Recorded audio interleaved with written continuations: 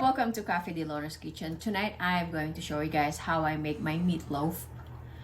These are all the ingredients that I prepared here. Ground beef.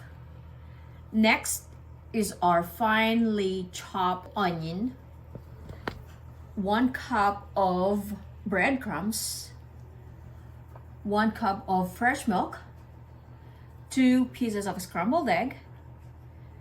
Our 2 tablespoons of dried parsley, our cloves, crushed garlic here, 2 tablespoons of brown sugar. We're gonna use this maybe about 2 tablespoons of red wine vinegar, 3 tablespoons of Worcester sauce, and then our ketchup. And let's start it.